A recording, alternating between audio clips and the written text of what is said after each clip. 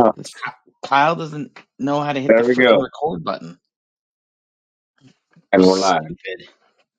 So stupid.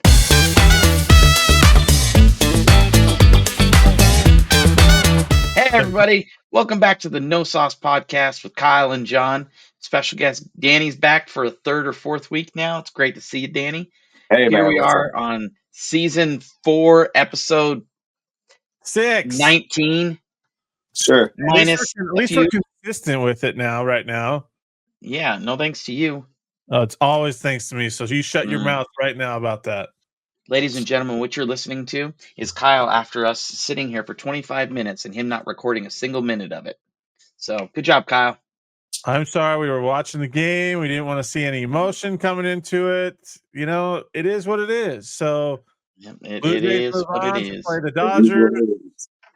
Blue and white against blue and white. That's fun. Oh. That's original. Let's do that. And shut up. Had the Cubs been in, you would have been like, "Oh, this is the greatest thing in the world." it still Blue would have and been white, blue and white. Oh no, it wouldn't Hey, have been. kind of like last weekend. I got blue on one side, red on the other, and green right here in the middle. And green in the middle.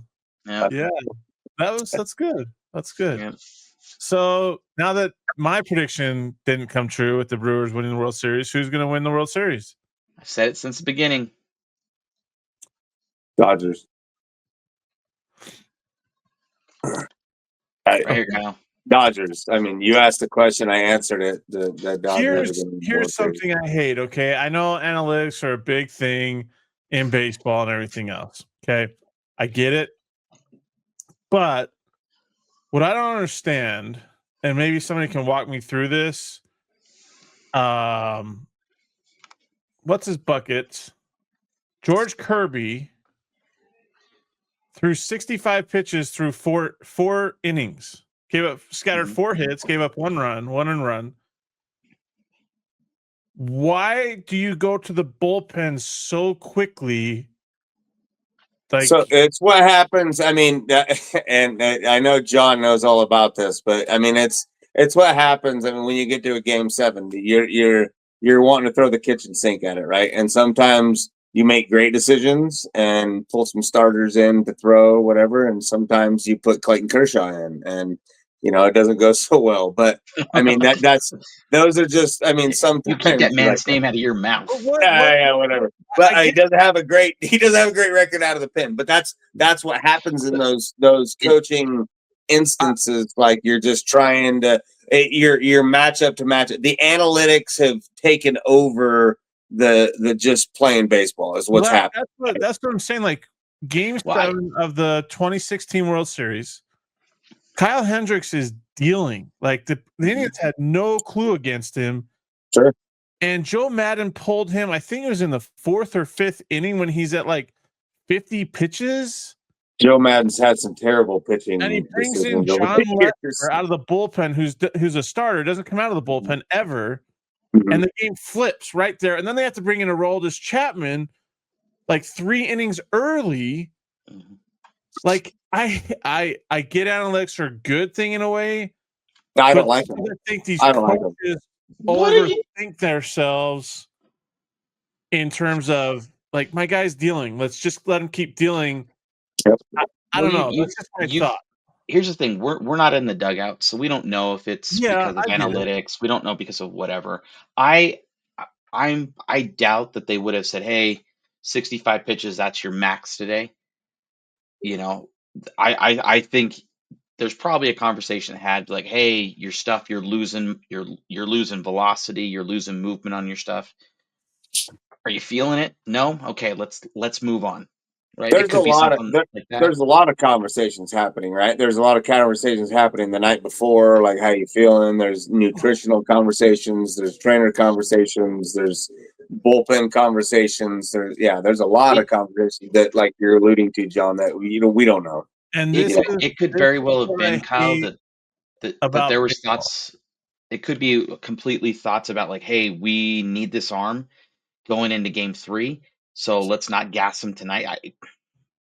Who knows, man? This is what I hate about baseball, though. Mm-hmm. Why are we now so reliant on guys that can pitch 1 inning or an inning and a third or something, rather than developing starters who can go 6, 7, maybe even 8 innings. So you're not using up all your arms in one game. That's what blows my mind. Like, I know it's all about velocity now, and so you want all these guys that can throw gas, and because there's so much strain on their arm between throwing gas and throwing sliders and other stuff, you have to like only give them 1 inning. Why are we not developing starting pitchers like a Max Scherzer? You just mentioned. We're developing the wrong way is what's happening. So Max Scherzer, I mean Max Scherzer, the dude's my age, damn near, right? Like, so he grew up in a totally different environment of type of throwing, right? So I think what's happening, and I avoided it when I was younger. There's too much weight emphasis as far as like weight training emphasis, right? Like throwing a baseball and things like that, it's a rubber band type thing, right? You're not, I mean, you don't see dude with big biceps and triceps throwing gas. It's generally, some lurpy dudes, some lanky guys. It's all about torque and reach and, and doing the things right. So I think that, honestly, I think that has a lot to do with what's the Tommy Johns and all the other injuries that we see, is because we're doing too much weight training, and of course there's a good balance between the two, right? But I mean, we're just doing so much weight training. When I was younger, man, all we did was throw that all day, every day. I never had arm injuries. I did not have an arm injury until I was 16 and I was doing something stupid playing park football and I injured my shoulder. And I threw a baseball or a football or a basketball or a whatever all day, every day, my entire childhood, and farther than I should. I just tried to throw it as far as I could every day, and it didn't hurt. And I never, there wasn't kids that came up with these freak arm injuries until you started seeing kids start trying to throw curveballs at 10, 11, 12 years old. And now all of a sudden, 13, 14 years old, they're like, oh, hey, I got this weird pain in my elbow. It's like, because you're not supposed to throw things like that while your things are developing, right? Yep. So then I once again overanalyze. I think we've overanalyzed things, and now it's the fix is just, let's just do surgery. I don't think we've just gone off the rails, I guess. Yeah. Well, and Kyle, that's the big difference that you've seen between the NLCS and the ALCS. What did the Dodgers do the first 2 games? They had Snell. Who they have through the first game? It was I think it was Snell. He went 8 innings for the first game, and then it was what's his bucket. I don't know his last name, but yeah, I know what you're talking about, John. I think. Yeah. That's the thing, though. They have guys that can go innings, and they trust them. I think personally, I think when we get in these situations, and Dave Roberts has been around, he knows his team, right? I mean, they're the best team money can buy right now. So, but he knows his guys, and he trusts them to go into those ball games to pitch 6, 7, maybe even 8 innings. Like, he'll trust them. Well, and I'll venture other managers that don't have that are in the playoffs. I don't know that they have the trust in their starters to go that long, and that's why they're so quick to pull the trigger, because analytics say once you get to that third time through the lineup, well, now there's more likely to be hit. The hitters are better, or they have the timing down. So we need to switch that up. Which is true. Those are very real facts, right? But once again, where's the fine line, right? So yeah, I understand that says that on paper, but when you're in the dugout, to John's point earlier, and you're a manager, you're a coach, you're whatever, you're feeling the momentum of the game, and you can only feel that if you're at the ground level, right? And those, everybody can judge the decision afterwards. Why didn't you do this? Why didn't you do that? You know what? In that moment, dude, we were all like, let's go. This is what we got, dude. We're feeling it. We're riding this guy, whatever that may be. That's what's great about sports is it's not, you don't play games on paper. You play the game on the field. That's, like one guy once said, you play to win the game. Right? Go figure. Yeah. I think that's what makes me. I love the game of baseball. Okay, I'm a purist. I love it, but I don't want to see a bullpen game in a playoff game like that. I hate that. I hate that phrase that Ron Darling would use in that Brewers Cup.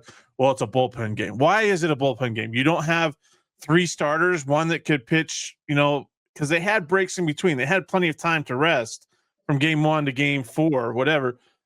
Like I hate that phrase. Well, your postseason roster gets cut down a little bit, so you do lose a little bit. But yeah, I get what you're saying. I love seeing starting pitchers. That's why I like Blake Snell. I'm not a Dodger fan, but I like seeing a guy that can go 7+, right? Yeah. And be good. 100%. Not necessarily be quality overpowering, but he's good where he has command. He knows the hitters. It's like a Greg Maddux type, but he's throwing much harder than Greg Maddux, right? Mm-hmm. So I love that. I'm gonna venture to say that that's what you're gonna see this World Series from the Dodgers. Okay, I think I heard today somebody commenting on it where it made a lot of sense where the Dodgers haven't played everybody as much as every other team plays their starters. Pitchers are coming into the playoffs seeing 50 to 60 less innings pitched. Some of the players are seeing 50 to 60 less games played this year because the team is set up to go and win in the playoffs. So the first half of the year, people didn't play quite as much. They didn't pitch quite as much. Maybe they didn't pitch as long. But now in the playoffs, you've got Yamamoto who can give you 7, 8, 9 innings easily. Blake Snell, who's showed it on multiple teams that he can go 7, 8, 9 innings. Ohtani's probably going to give you 5, 6 innings. And then Glass now, I think those are your 4 starters. Ideally, to be honest, Glasnow didn't look the greatest in his start, but that's fine. That's fine. I honestly, I think the series goes 6 games. It's going to be interesting, but if we get into an air quotes bullpen game, Blue Jays will win.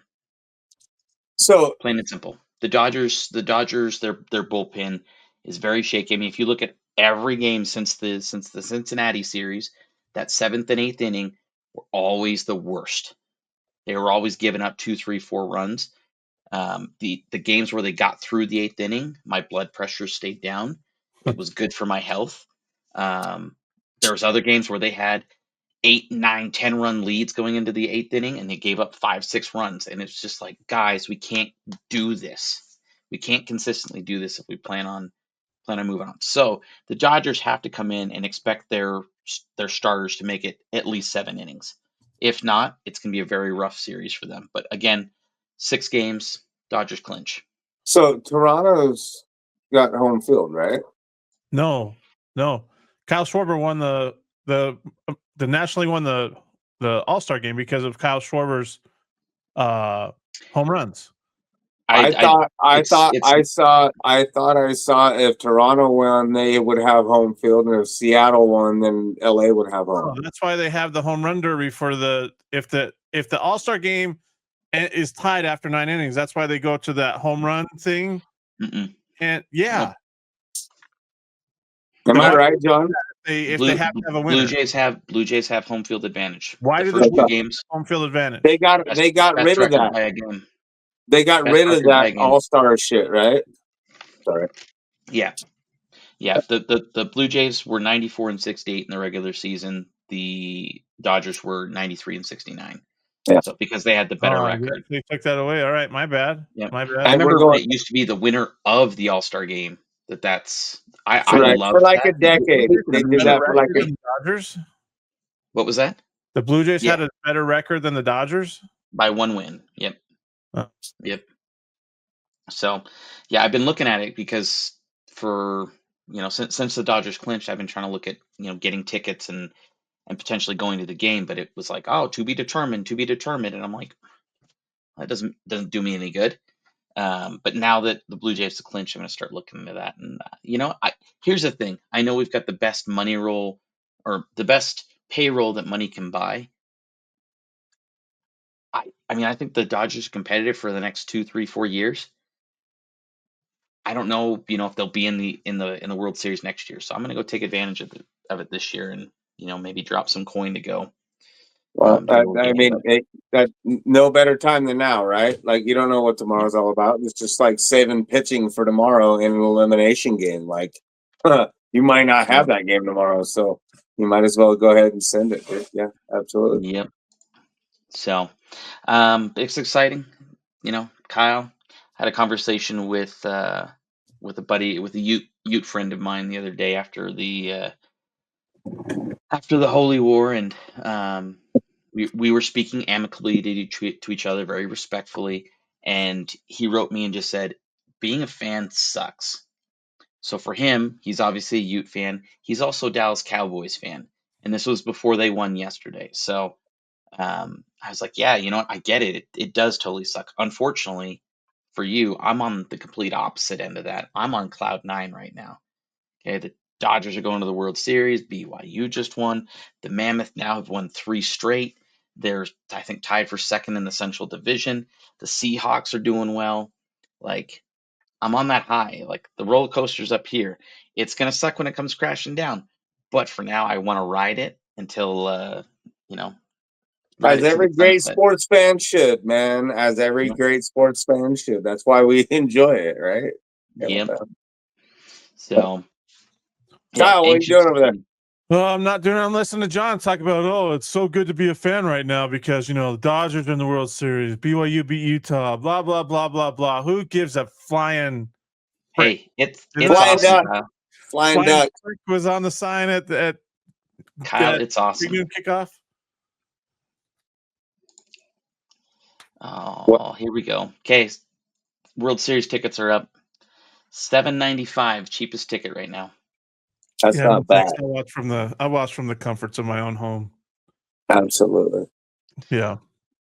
Yeah. No thanks. If you want to drop $800 for a ticket in the nosebleeds, you go for it. Okay, listen, Linda. You know very well that if your Cubs were in it and you had the opportunity to go, I would not pay $800 to go to a game. No way. No way. No how. Really? I don't care. No World Series game. I call bullshit. Is that I okay would to not say? drop $800 to go to a ball game. Okay, everybody, you heard it here first. Kyle does not actually love the game of baseball. I love the game of baseball, but I'm not dropping $800 on a ticket. No way. You heard it here first, fans. That W flag behind him is not actually real. Oh, it's very real, but I'm also very not going to spend $800 on a ticket. I don't care if it's World Series or not. Yeah, well, no chance. I'm that guy. Sorry. I know you are that guy, but that's okay, Kyle. That's why you are the way you are. That's why you're not going to a World Series game. That's why you're not getting a World Series ring. We got one in my lifetime. That's all that matters. Yeah. I want to add another one. That are 100 years older than I am because, they didn't get a World Series ring, in their time. But yeah, I got one in my time, so I'm good. Dude, I'm thinking second or third row down the right field line. There's balls hit there all the time. That's what I'm thinking. It's $1,300. That's ridiculous. But why not? You know what? I don't need to pay my mortgage this month. I'll be fine. You can refinance, dude. Just refinance. You'll be fine. I might as well just go and park in the parking lot. Shohei's gonna hit one out there anyways. See that blast the other night of his? Dude, that was a monster shot. 469-ish. That was a mammoth shot. Did you hear about the fan that got it? He was just sitting out there eating. Oh yeah, in the parking lot. And then he's there's the concourse back there. So he's just sitting there eating, chilling, and he sees fans' reactions, and he sees the ball go into the bush. He doesn't immediately react, and then gets up, goes over there, reaches into the bush and grabs it out while everybody else is looking for the ball. Yeah. Just nonchalantly, just beep. Heck yeah. Did he sell it? Oh, I'd never sell that, man. I don't know. If you need some cash, if you were in the concourse, I mean, maybe you need some coin. Call J. Gene Wentworth, 877 cash now. Yeah. Nice. All right, John. So let's get your take on the rankings in college football since yeah. Let's get since you've got some hot takes on the rankings. Let's hear them for this week since a certain team isn't in the top 10. Well, first of all, I just like to hear John's take on the game this weekend. Honestly, I would just like to hear let's get after it, John. Let's hear what you got. How did you think the energy was, the game was, so on and so forth. Yeah, I mean, overall, great win. Actually, I'll be honest. I wouldn't even say it was a great win. I think it was a good win. Defense held, Utah pretty well for most of the game. Our Isaiah Glasker and Jack Kelly, they were not themselves. They did not seem like themselves the whole time. Devin Dampier, not the quarterback everybody made him out to be. That was very apparent. They had to bring in a backup quarterback to move the ball on the ground with the feet. I'm surprised they decided to go back to Dampier. It's so many different times during the game. My hottest take, I said it. I said it last week. I don't like Kyle Whittingham. Okay, I think his gamesmanship is pure crap, and I think it's come back to bite him a little bit. But overall, Utah is a good team. Okay, put it out there. They played hard. They just didn't make the plays. We did. The offense looked pretty good, but the defense should have shut them down a little bit more. You could talk about refs all you want, just go look at that last drive. How Utah gets 3 pass interference calls on at least 2 of them, the softest defensive pass interference calls I've seen all year. But again, we walk away with the victory. I'm happy. I'm excited for that. Great energy. Muss sucks. MUSS, the mighty Utah Spirit Squad or student section, whatever. They're supposed to take over LES. That's Lavelle Edwards Stadium for those that don't know that acronym.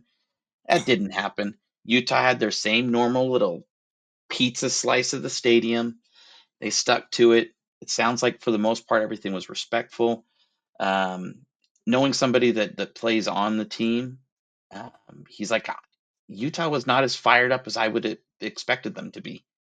Like it was a holy war, right? But I think it was more of a war between fans and like people's feelings, because there's certainly a lot of Ute fans that were really hurt and upset after their loss, and so sorry you feel that way. Suck it. Suck it. Right. Okay. Yeah. And you were doing a great job with analyzing the football game until that just emotion just took over. And I love that. No, that's great. That's that's what I found apparent, like being there in Provo, was there is that no love lost. But you're right. I mean, like, as far as the officiating goes, I think it was like questionable both ways. I just thought the officiating wasn't very good. I thought the officiating wasn't very good both ways, and I don't think that was an advantage, disadvantage either way. But surprisingly, Danny, some schools' athletic director didn't go storm the field this time. I am amazed at the poise that it takes to not do that, because apparently that's really difficult. Right. So, and yeah, I get that. And once again, emotion driven. But yeah, no, I mean, I think, Whittingham with, whatever personal, thing that you don't like about him, I think that he really cost his team the game. I think should have kicked 2 field goals early in the game, which would have had to lead. That would have changed 100%. The momentum of the game. That's that analytics part that I don't get. It's a You're inside the 20-yard line, dude. Kick the damn field goal, especially in that low scoring of a game at the time. If history is going to tell us anything, this is going to be a 1 to 2 score game. Why are you not taking the points early on in the game? Mm-hmm. Okay, and at the same time, like, what is BYU doing? 4th and 5 with 2 minutes to go, or 2.5 minutes to go. Why is Bear throwing to the end zone? Why like 4th and 5? I love the call to go for it because if we pick up the first down, we can basically wear the clock out and the game's over. Right. But why was the decision, hey, let's throw, a streak to the end zone? Why aren't we trying to just pick up the 5 yards, kneel down and get out of there? Win by 10. That's much better on the showings to win by 10 than win by 3. Yeah. Right? It would have been awesome had he caught the touchdown pass, but I some play calls on both sides, but Whittingham, my overall take there is now that most of college football is on a level playing field, okay, to an extent, right? They're still bigger university. I get all that, but Whittingham, Pac-12 money, yeah, he was whooping our butts, but now we're on a level playing field, and we're actually doing a better job bringing in people, through NIL and through all that kind of stuff.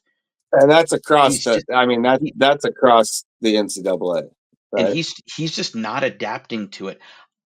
This I for the Utah fans, for just football in general, it's good when BYU and Utah are both good teams. At least for me as a fan or whatever. It's good regionally, yeah, absolutely. It's great regionally, man. I'll get to the experience when you're done, but yeah, no, it's absolutely great for the region. And they've certainly stepped it up this year. They're a much better team than they were last year. And I think Cam Rising, it's another one of those like, hey, I know he was good for you guys for a few years. You should have moved on quicker and sooner. Just like I think Witt needs to go. I would love for him to go out on his own terms rather than getting ousted, but that fan base, they've gone through everything, they've done everything. There's no reason that Utah shouldn't have come into the Big 12 guns blazing, ready to go, but they're obviously not equipped for it, and I think that starts at Whittingham. So that's my take on the game, on Utah. Overall rankings, I think there's some better adjustments this week. I think, teams like Vanderbilt, who picked up good wins, Notre Dame, again, another good win over USC. I said it from the very beginning. I don't have a problem with Notre Dame being ranked long term, but make them work back up to it. So like teams like that. So it's for me, happy to see us leapfrog Notre Dame. Yeah, we're only one spot ahead of them, but again, we pick up a win this week, BYU will be in the top 10. Like you can't do that. Like a team leading the Big 12, a power conference that's undefeated, no reason they shouldn't be in the top 10. But again, I haven't counted it. How many SEC teams do we have in there? Texas A&M, Alabama, Georgia. That's 3. Ole Miss, Vanderbilt, Oklahoma, Missouri, Tennessee, LSU. Sorry, we're at 9.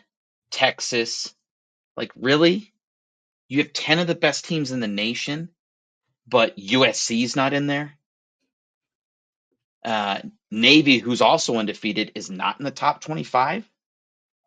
Like, I know we can sit there and say, well, quality of wins, the teams that they're playing, blah, blah, blah, blah, blah. You've got to put results in there for something. I'm not saying that Navy should be top 10, but why are they not ranked? Why is it taking this long for Georgia Tech and Vandy to get into the top 10? After everything that they've done, why are they not there?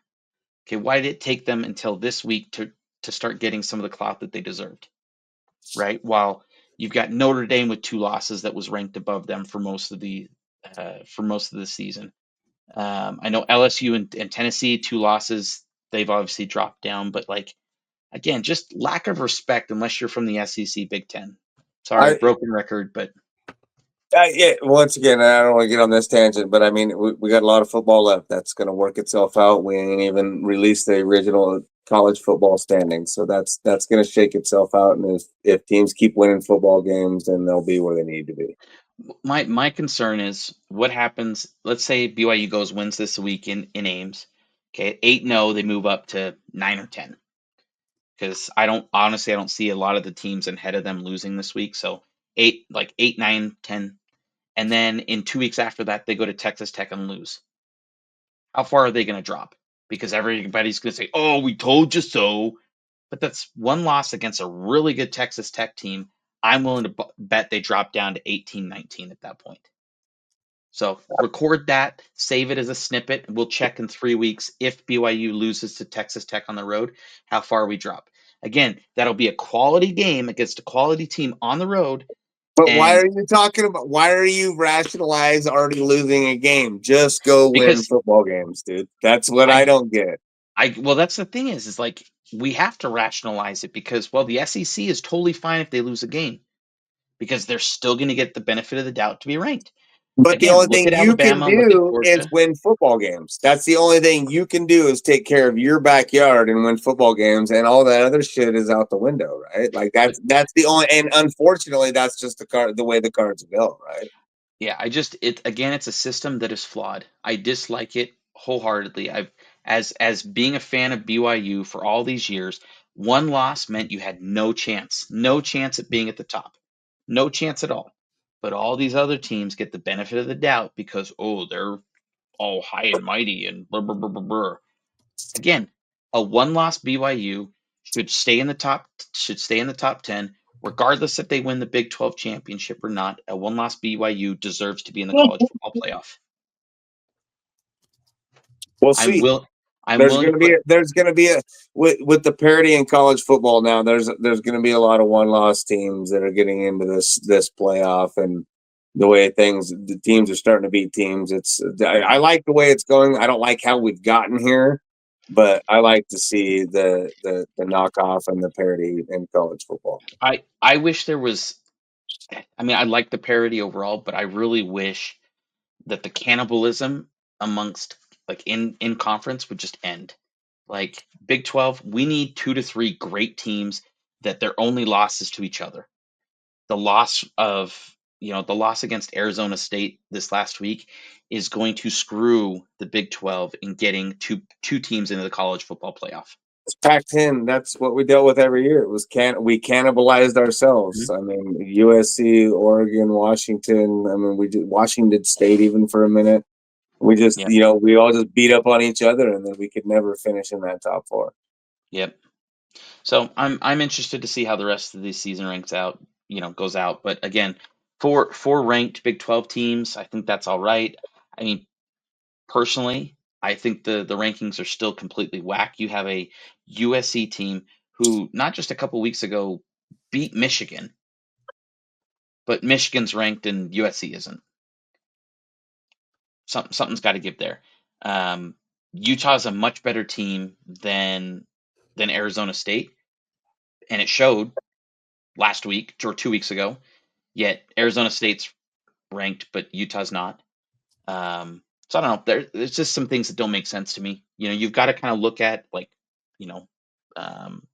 versus records and say, hey, who's the better team here? Well, I guess with Sam Leavitt back, you can make that argument that Arizona State wouldn't have lost as bad or maybe at all to Utah had Sam Leavitt played. But I don't know. All these AP people are idiots. So I want to see the true rankings come out in a few weeks and see where. There you go. Let's get to November and then we'll worry about it, right? Yeah. Well, yeah. We just need some wins. Need to keep some things going. I said it about a month and a half ago. My pick for the ACC to win it all was Georgia Tech. Go back and look at it. It's mapping out that way. So I'm loving it that I'm like being Nostradamus here. But I could be completely wrong in a couple of weeks, but I love that it's shaping out how we're seeing it. I still think ACC comes down to Georgia Tech, Miami. I would love for the likes of Vanderbilt, Ole Miss, for them to step up and beat out Texas A&M and Alabama, all those perennial SEC schools. I would love to see a new SEC set of schools take that over so that the blue bloods don't make it to the college football playoff every year. Not going to happen, but it would be awesome to see. And same thing in the Big Ten, right? Nobody's going to knock off Ohio State. I don't foresee that happening. Did you see there's a line out for the game next Saturday when Penn State plays at Ohio State? The line I think I saw tonight One book has it at 4.5. What? Yeah. People were tweeting about it. Yeah, it's crazy. There's no shot. Well, I'm just saying, like, if you 4.5 points bet and you see that line for that game somewhere, take Ohio State right now. Drop your money down on it. Take it. There is no blast them. There's no Kate. And here's the thing: sometimes a coaching change does things to programs. Look at UCLA. They're down and out, or at least we all thought they were. But technically, in conference, if they win out, they're in the Big Ten championship game. Hey, they could go beat Indiana in Indiana this weekend, dude. I'm just saying. Like I'm just saying. It's crazy what could happen, and I am all for that. What I don't want to see is a bunch of these 1 or 2 loss Big Ten SEC schools that keep the likes of Texas Tech, Arizona State, Utah, BYU out of the college football playoff. If we're at a 1 or a 2 loss as well. So sure. Yeah, no, I get that. Yeah. Don't want to water it down just because they're Big Ten or SEC schools. Absolutely. Yeah. So I've been quiet all night. I was listening to you guys. I talk a lot on this, reading or a lot of my podcasts and stuff like that. So I let you guys do your talk. First off, the game. Let's talk about the game real quick. I'll share my thoughts on it. BYU's defense looks slow a lot of the times. I'm not going to lie. Those wide runs, those outside runs. The big one was the great open field tackle on the second. Maybe it was Utah's first drive. Yeah, on the 4th down play.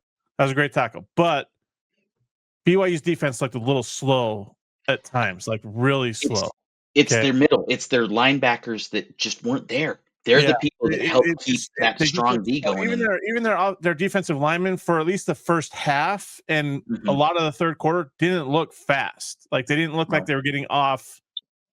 You know, and the U's offensive line is actually really good. It is. So, but I mean, it just looks slow, right? Like it looked like they were getting out muscled right up front. Yeah. Anyway, so that's 1. 2. I think Utah's offense. I think offensive coordinator Jason Beck is hindered by Kyle Whittingham kind of dictating how their offense is going to operate. Okay, and what I mean by that is Kyle Whittingham wants to rely on his defense. He doesn't want to go fast. He doesn't want to, play with tempo. He doesn't want to do any of that. So they don't use their skill players the right way. And I'm not saying they're better than BYU's defensive, outside defensive backs and stuff like that. But I don't think they use their skill players the right way at all. But I think a lot of that is Kyle Whittingham telling Jason Beck, I don't want to do it this way. We're going to run our offense, but we're going to keep it simple. We're going to try to,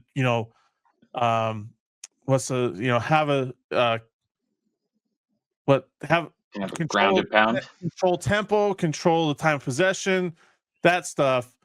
And so it holds Jason Beck back because I think he wants to open it up. And I mean, they say that Dampier got hurt in the third quarter. I don't know if I buy it. That's why they weren't doing other quarterback runs. That's what Whittingham said today in his presser. I just think that offense, this is where you were talking about. Witt needs to go. Like he needs to step down. The game is changing and he's not changing with it. Now they're coming back to earth because, like you said, now BYU's in a power conference. Now BYU has resources to pay players, to bring in, key recruits and stuff like that. So it's changing. And I think Witt isn't changing with the game. He's not. And he needs to move on. Let Morgan Scalley take over. Youthful defensive coordinator who I think needs to say, Jason Beck, the offense is yours. I'm not going to hold you back. We'll game plan a little bit, but let's go. We got to score points. We got to use our skill players. We've got to get the ball in the hands of our skill players to let them do damage instead of let Dampier take hit after hit after hit because that's all you're running because you don't trust giving it to a running back, right? Yep. So that's my second thought. Third thought is as long as Bear Bachmeier doesn't turn the ball over, BYU will continue to win games. And simply for the fact that, one, he can run. We saw that. He dragged 6 Utes into the end zone with the help of his offensive lineman, obviously, but still. He hits the passes that are there that are open. He has the right reads. My only concern with Bear Bachmeier is he needs to be quicker on his decision making, whether he's going to take off or he's not going to take off, because there's lanes when he looks to take off, but he hesitates for a moment. And it closes up. Yep. Right. He has to be quicker with his decision making. That's freshman, stuff. I still hate Aaron Roderick. I hate his play calling. He is the biggest. He is the biggest tool. I'll just use that to keep this clean. He's a saint. Anyways, he's very Taysom Hill. Who? Bachmeier. He is. He's very Taysom Hill. It reminds me a lot of Taysom Hill back in his day. I wish if he had Taysom's speed, he'd be even better, but he doesn't. But he just does things right. He's not as tall either. Yeah. LJ Martin's a beast. We can all admit that. I think you're right, John, when you say that Utah or BYU is caught up to Utah now with being in a power conference with the NIL stuff. It's obvious. They're on an even playing field. Mm-hmm. And that's not going to change anytime soon. BYU may even pass them up at some point in those terms, unless Kyle Whittingham steps down. I feel like that's what'll change in Utah's favor a little bit, right? But I mean, it's a good ball game, clean. I know that people don't like that targeting call, and here's my thought on the targeting call. I know people say it was BS. Well, listening to the experts, they all said it was the right call. Per the rule. I agree that he should have been, that Barton should have been ejected. No, shouldn't have been ejected. They have to tweak the rules there, because I don't think there was intent for him to go hit Bear Bachmeier the way he did. That's why you wear a helmet and a face mask. Yeah. Right. But I mean, I feel like there has to be something in terms of intent when those kind of plays happen, that you can, call targeting, but you don't have to eject a guy. We used to, intent, right? Like that. A couple years ago, we used to, and there's flagrant 1 and flagrant 2 in basketball. Like that's clearly not an ejectable offense, dude. But that's the hard part of that is, how do you determine intent or not? John, have you ever played football? Yeah. There's well, you've got to know, dude. I've tried to take people's head off, and you can see it in the launch, man. And those plays happen so fast at 15, 20 miles an hour plus. I mean, dudes are trying to go here to try to get a good hit, and the way he gets thrown, a guy's head comes around. In that sense, it happened to be face mask to helmet. Yeah, okay. You want to stay away from the head and neck area, that's fine. Throw the flag. I'm all the way okay with throwing the flag, because that's where the games come, and we don't want to see people getting seriously hurt. I'm okay with that. But that's definitely, you can look at that play and say there was no intent. Yeah. That's my only beef. That it was the right call, targeting, but I think they have to discern somehow, figure out a way to discern if it's an ejectable, hit, because to me, that wasn't a hit that a guy should be ejected for in a game like that. And I would say that if it was a BYU guy that was in that same situation, like, that's just, there's some when a quarterback's sliding, when a quarterback goes down the slide and you see a DB come in from 5 yards out and he's going head first, crown of the helmet towards that deep, quarterback. Right. There's intent there, right? Like, yeah. But then you get quarterbacks pump faking nowadays, right? Like they're acting like they go down, then they stand up. Then what are you supposed to do as a DB? Like if you're a free safety, man, and you got a free run, you got a 15-yard run. These dudes are so fast, man. Yeah. Like, I mean, at 15, 20 miles an hour, that's an easy assumption is how fast these guys are going, man. Yeah. And you can't just change direction because that guy just decided to slide and it looked like he was going forward, or last time he was going to slide, like Patrick Mahomes stands up sometimes and gives a shoulder. That's a hard thing to officiate, to adjudicate. And I don't think it changed the outcome of the game. It was unfortunate. I would have liked that player to have been in the game in the big situations, and I think everybody athletically wants your best people on your field when you get the wins. And here's the other thing though that people don't realize is they called unnecessary roughness with targeting. Right. So if they don't call targeting there, that's still 15 yards and a first down. Right. Maybe that's my problem. Maybe with Barton in the game, BYU doesn't run one. Parker Kingston doesn't run in that touchdown. But I don't think that changes that situation. I think BYU still scores there. Sure.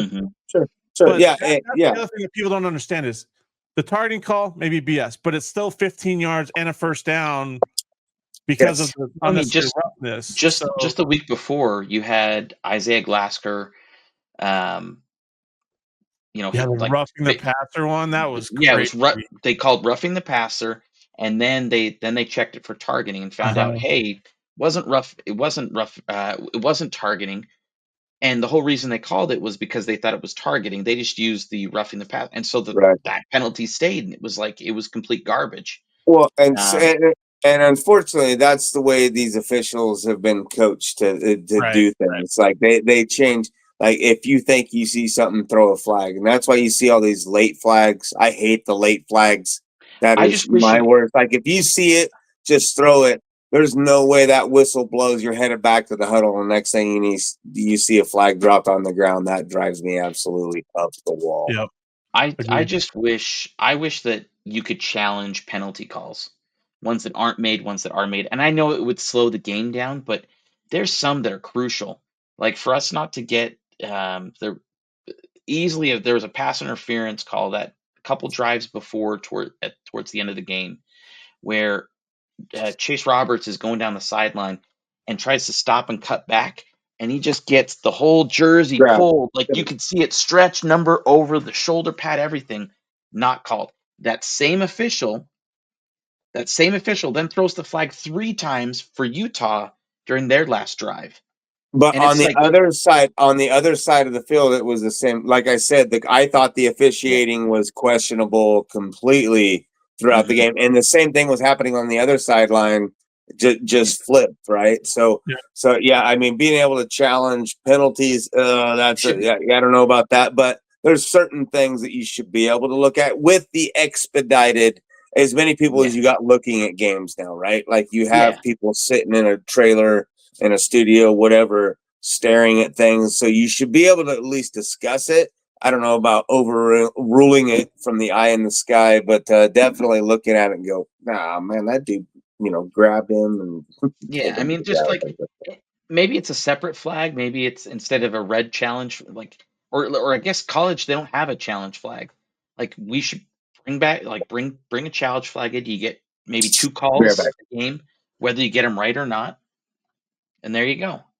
But I don't know. Yeah, I mean, it is what it is. I just, it is what it is. And I just think, it was a good ball game. I feel like it was pretty clean overall and great atmosphere. And I think Utah's a good team. I think that I'm still going to say it till the day I die, at least until Kyle Whittingham steps down.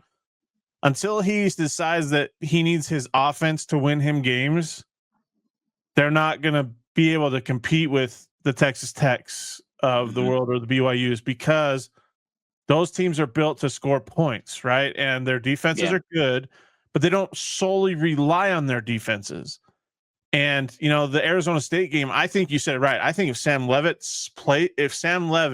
whole different ball game, Arizona State, that game is much, much closer than it was with Jeff Sims, their backup quarterback, playing in Salt Lake City. So, but I just BYU, to me, they're going to get caught one of these times with that sleeper start that they have, right? They have to start fast and go fast, and Iowa State playing in Ames, that's no joke, right? They don't lose up there. It's loud, it's obnoxious. Those fans are into it. That's all they got to do in Ames, Iowa, anyways.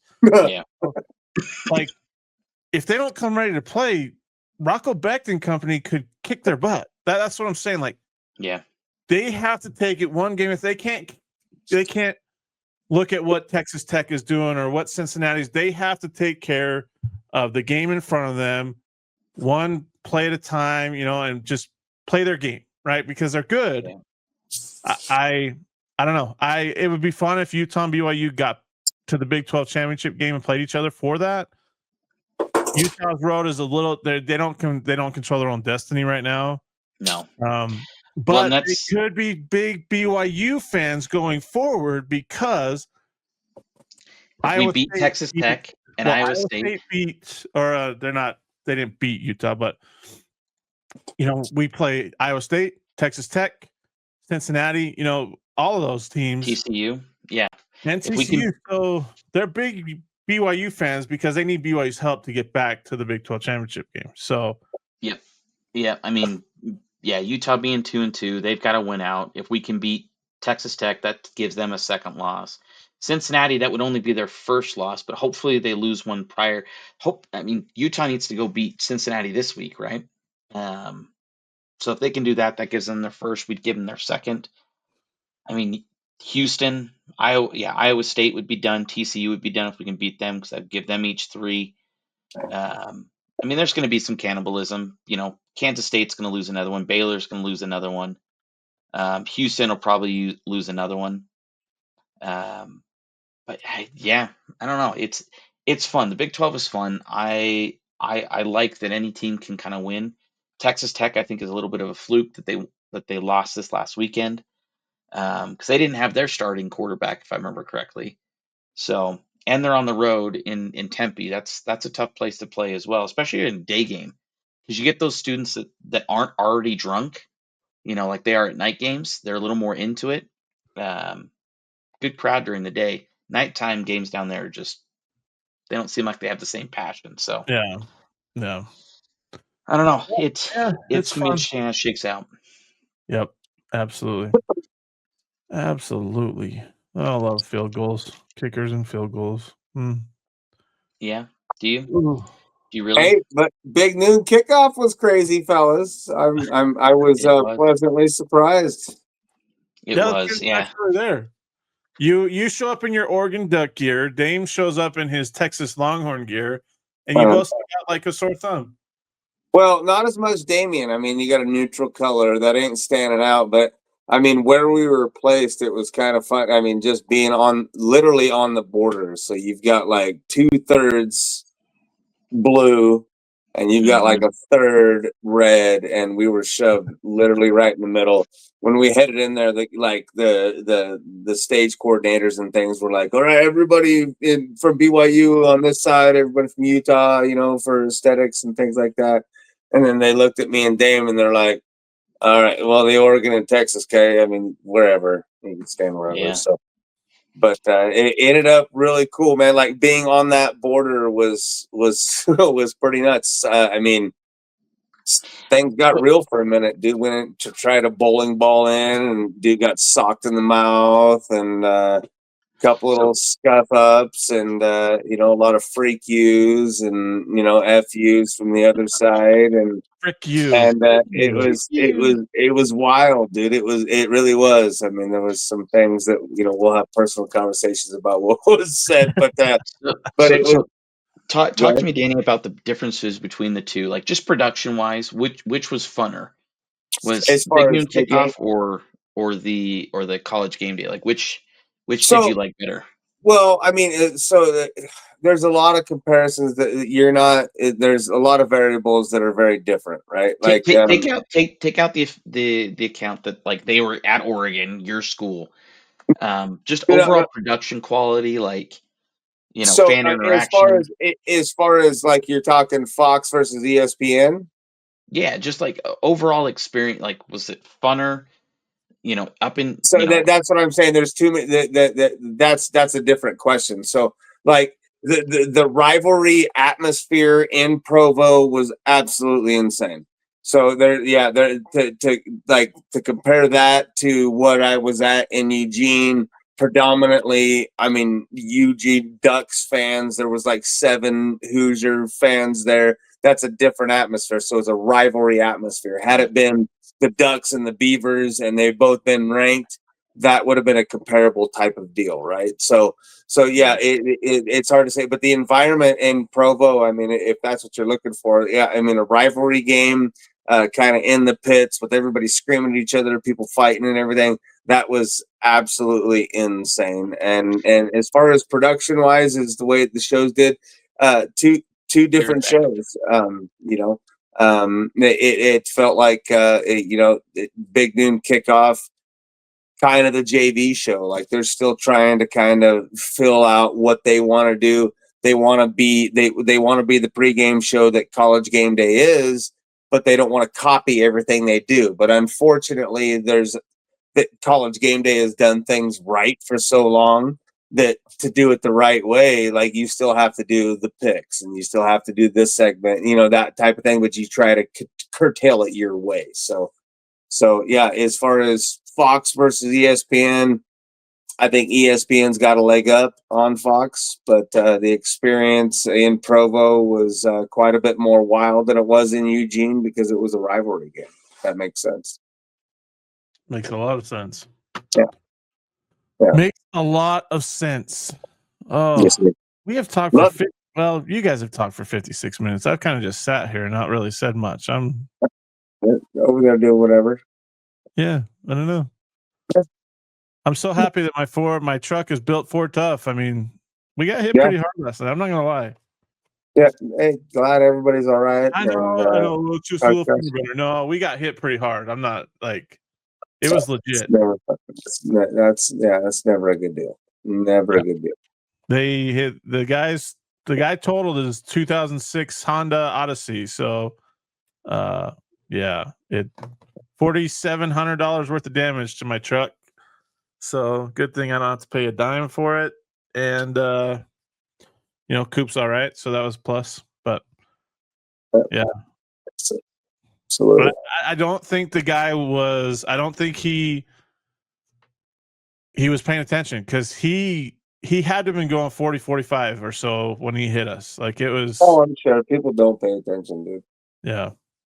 So going back to the Fox News or kickoff there, John, it was kind of nice rolling up in there. There was no hatred, man, for me or Damien. Like everybody called it. They were like, "Hey, Oregon, hey, Texas." Like everything was completely respectable. There was one comment from some random girl when we first walked in. Some girl was like, "Hey, you're a long ways from Otson," and I was like, "It's still closer than Rutgers." So I mean, I don't know. I was, but that was the only negative comment, and even the duck in the background, he was, a lot of people pointed him out, and the cheerleaders had a good time, pointing him out and standing out like a sore thumb, like, "Where's Waldo?" And everybody was like, "Are you really a Ducks fan?" And I'm like, "Yeah." "Are you really from Oregon?" "Yeah, I am. Why would I come here and do anything else? I'm just going to stand here on the border and watch this magnificence happen." Nice. Sorry, I was double muted. How did it feel seeing the actual best mascot in the nation performing and stuff? So that I'm glad you brought that up because when they started to hype the crowd up about Bonzo or whatever his name is, His name with reverence. It's Cosmo. Oh, Cosmo, yeah, that guy. So but he did a legit performance. But anyways, so like they brought up that's when I kind of got the cheerleaders to look at me, and they were like, "Let's hear it for the best mascot in sports." And then I definitely flew the Puddles and the duck so everybody could see it. Puddles has a good character, but he can't. No. You want entertainment factor? He's done more push-ups than Cosmo has. I can guarantee that. But hey, how many push-ups has he done from one folding table to the next? Huh? What? That's the only argument I've ever heard. But no, for all all intents and purposes, I mean, to see him zip line at a very low rate of speed from the corner of the stadium I'll say down this, where we were at. That was pretty lame versus last year where he literally jumped out of a freaking helicopter. Yeah, right. I saw. Parachuted Of in. course, they showed that on a loop, and then when he belly flopped and needed to soak in the pool, that was cool. You know, and but Yeah. no, I'll be honest. He was a lot tamer than he was last year. He was like he had a point to prove, and obviously there was a number of people that you know think that he's overdoing it, and it's like that's what mascots are there for. They're there to like do wild, crazy things, pump up the crowd, and if you don't that's like all they're that, there for. like Yeah. what's his name, Big Cat from Barstool Sports. Shout out Big Cat. I know you're doing it just for the views and for the likes and whatnot, but yeah, like he was saying that Cosmo overdoes it. I'm like, can you overdo it as a mascot? No, I, that's I what don't. makes you famous as a mascot. That's how you get. That's what gets you from acting class into the movies is doing things extra, right? Like that's how you get famous. And he did some cool things. Like I mean, his timing. They did the intro to the second hour with his drum thing, and how the timing was just terrible. But I got it, and whatever that was. Yeah, the crowd. Yeah, they should have gone to church and practiced that the weekend before because the timing was terrible. But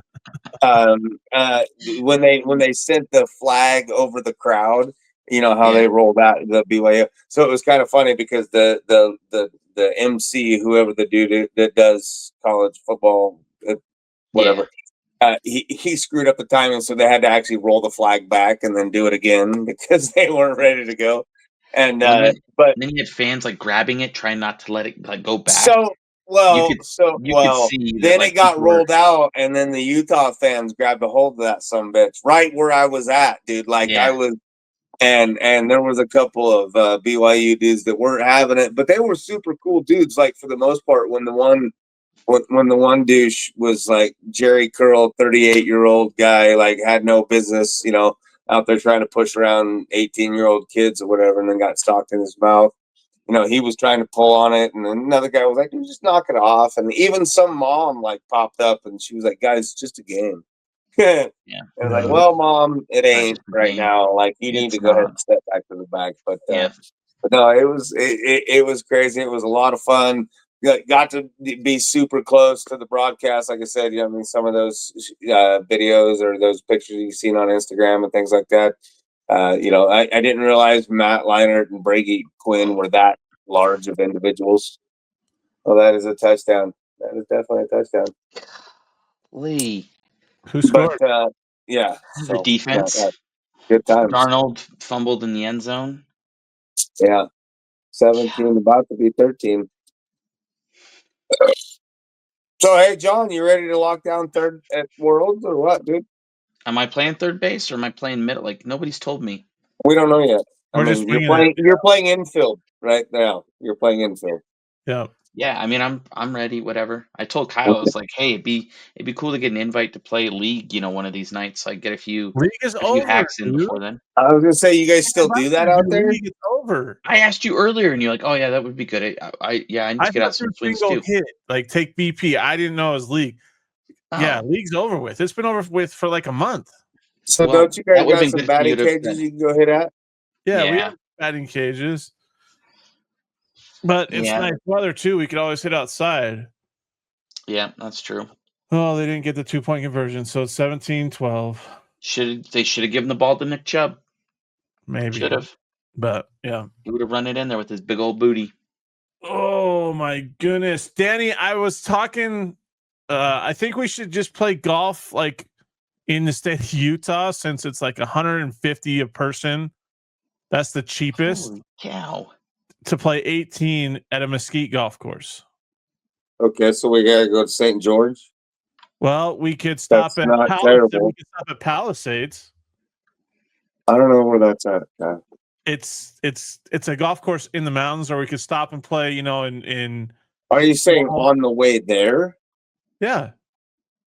Oh, it's a little off the beaten path, just a slightly, but not too far. He's trying to make whatever day we drive down to be the longest day in the world. Well, if he's driving, it's always going to be the longest. I don't know that I want him to drive. So not true, Danny. Still not true. Will you even have your car back then? Shut up! I will have my car back then. No, you won't. You ever had a car in the body shop, Kyle? If it doesn't get fixed before, like if the claims person for the other insurance doesn't, pull through and do his job quickly, then yeah, it probably won't be. But that shit don't happen quick, man. I know. You're 6 weeks. I still have my truck. It's drivable. It's just dented. Kyle, we'll just take a real truck and we'll take mine. Oh my gosh, here it is. We'll just take a real truck. No. You drive a Chevy? No, Hemi. You got the Dodge Oh, with a Dodge. Good old Dodge. Or a Ram. It's not even a Dodge anymore. It's a Ram. It's a Ram 1500. Ram owned by Fiat. Hey. Real talk. It's fine. We'll take it. Daimler, Chrysler, Fiat, Jeep. Whatever it is. All of them. Yep. By the way, who is coming with you, Danny, when you come? Have you figured that out yet? Like when you guys come over? No, because the Kobe thing is probably not going to happen too, because we are super thin at work. So he's just had to take over a trucking company account. So chances of him coming are very, very slim. So what you're saying is maybe find another guy to come. Me and Yak. Well, I've got some feelers out there. There's a dude that he was that firefighter guy that played third base against us that first night. So he's having a baby on the 11th, and he lives in Vegas. Yeah. So like, as long as everything goes okay, that's a very real possibility that he could come up. Now, obviously, it's a birth, so we don't know how that thing's gonna go, but we'll see what happens. Oh, good hit. Hey Kyle, you can let me share my screen so I can show the fabulous duck poster in action. Sure. There you go. It's Mr. Leinert here. Put up BYU as a vibe. Yeah, that's the octagon I was telling you about, dude. Yeah. There you go. That's still not the best picture, though. I mean, it was a good one. There were a number of good ones. One of my favorite was I tried to change my password to Utah Utes, but Google said that it was too weak. I did see that. That was a good one. That was a good one. Yes, yes. There was another one that said James Franklin, or I needed a new PE teacher, James Franklin, or something, and that made it on the broadcast. Something like that. Yeah. That's funny. There was another. I mean, Kyle gets the reference, but the Dallin Oaks thumb down one. That was good. I think that guy won the sign contest, won like $500 or something. Yeah, that was a lame contest. But, a lame contest. Oh yeah, because you didn't win. It's okay. Yeah. I didn't want to get up there on everybody's grill, but it's fine. I wasn't gonna win. I didn't care. No, I knew it was one like literally, and that was that. There's another comparison that was crazy. Like at College Game Day up in Oregon. I mean, you had Oregon State fans. You had. I mean, there was. It was littered with other people, but in Provo, it was red and blue, and then one dude in brown and one dude in green, and that was literally it. There wasn't no other alternate. You didn't see no Utah State fans. You didn't see nothing else but BYU and Utah fans and us two. Yeah. Yes. Have you seen the? Have you seen a lot of Ute fans posts this week on X? No. Have Twitter, or if he does, I don't know what it is. I ain't following Ute fans. A lot of them are posting the Utes next, or not. I don't think it's their next game. Actually, it is. Yeah, their game this week against Colorado as the real rivalry game. After you lose, that's dumb. Yeah. Utah is playing their biggest rival this week. Only because they both used to be in the Pac-12. That's the only reason that was a thing. Wait, they're playing Colorado, right? Yeah. Ugh. Yeah, I can't wait. Can't wait for here's the one thing that bothers me about this is the biggest thing that bothers me about Utah fans. Stop saying that it's not a rivalry with BYU. It is, and it always will be. The best behind like the Ohio State Michigan rivalry. I think it's maybe top 2. Mm-hmm. You know, people, Bama, Auburn. You know, the Iron Bowl. That's good. It may be top 10. It ain't top 2, dude. It's top 10.